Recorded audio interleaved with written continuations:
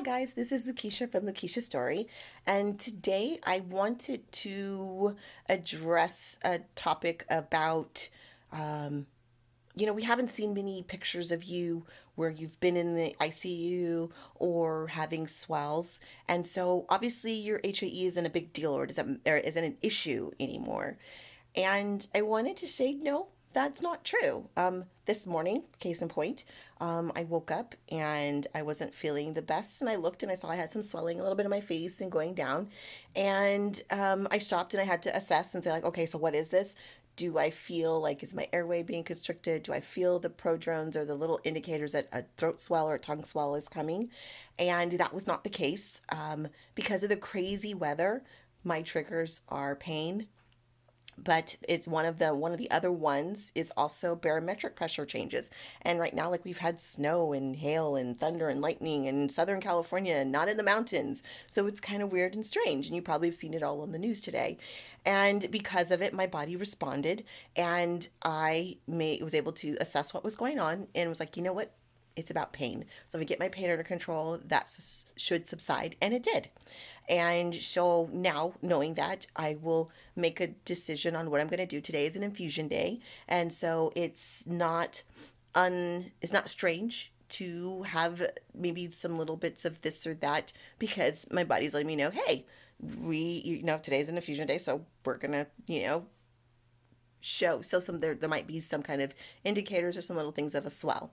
Um, and so I think because 5 years ago, 10 years ago, this would be a very different conversation that we'll be having. But because I was able to find a combination that worked, which was having an HAE medication, and then also having pain management, that was a thing that worked for me. Now, it took 10 years to get to this place. I think some people think it was just this magic wand and poof, it happened. I wish that it was. It'd be great if it was like a hocus pocus kind of a thing and poof. But it took a little bit of time. But that's why I think it was so amazing is, that I think it's amazing that we have all these different types of therapies because when we get into the mindset of one size fits all for medicine, I think we do ourselves a big disservice, and I think we do great harm to individuals that don't fit so easily into, I just take this one med, it works, I'm good, and I can move on. It's not about if I swell, it's about when I swell. What am I going to do? What can I do? And so, because I know the prodromes and I know my body really well, I was able to assess and see what was going on.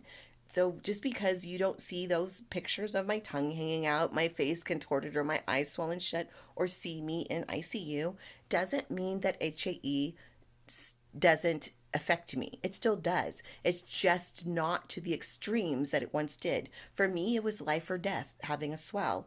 I'm very grateful that that component is not just right there in the forefront because of the regiment that I have. I haven't had my tongue hanging out like that anymore. It could happen. I mean, let's be real. This is a rare illness. It has a mind of its own and it's going to do whatever it is. I think sometimes we can lull ourselves into a false sense of security because, like, I have this med and nothing's ever happened. So I've got it, I've controlled it, and it's great. And so don't even worry about it. I look at it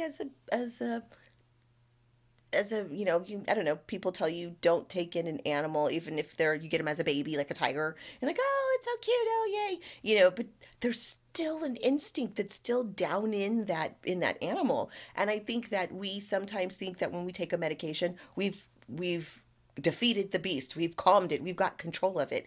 And I think that because our bodies are so complex and there's so much we still don't know about it, when we have those moments where it comes up like, aha, no, you don't have control, then we get into, sometimes shaming can happen. And people will be like, oh, you don't really have that disease, or you're slacking on your medications and your treatment. And that's not always the case. Now, there are some that I do know, they'll be like, yeah, you know what, I'm not staying up on my treatments, or I went into a situation and I didn't take the precautions I needed, and so here I am. But there's an awful lot of people who have it where I take my meds when I'm supposed to, I'm doing everything I'm supposed to, and I still swell. And so I'm saying, don't beat yourself up. There's nothing wrong with you. And don't let anyone shame you and telling you that you don't have that disease or you're a bad person or you're doing something wrong. And that's why you're swelling. That's not the case in point all the time. And so don't allow that to happen. I hope that this is encouraging for you guys. I hope that it empowers you to know that if something like that happens, that you're not to blame and don't feel guilty and don't feel shame.